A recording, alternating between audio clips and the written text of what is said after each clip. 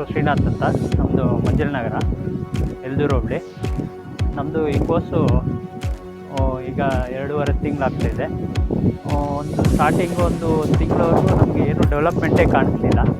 ಏನು ಮಾಡೋದಪ್ಪ ಅಂತ ನೋಡ್ತಿದ್ರೆ ಮುರಳಿ ಹತ್ರ ಹೋದೆ, ಎಲ್ದೂರಲ್ಲಿ ವೆಂಕಟೇಶ್ವರ ಟ್ರೇಡರ್ಸ್ ಹತ್ರ.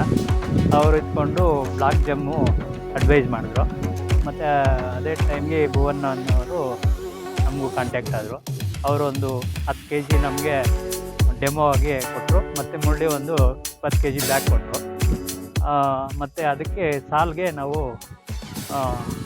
ಇದು ಮಾಡಿದ್ವಿ, ಲಂಚ್ ಮಾಡಿದ್ವಿ.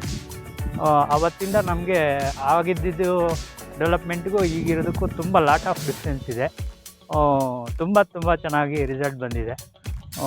ನಮ್ಗೆ ಗೊತ್ತಿರೋ ಮಾತ್ರ ಯೂಸ್ ಮಾಡ್ಬೋದು ಪ್ರಾಡಕ್ಟ್ನ.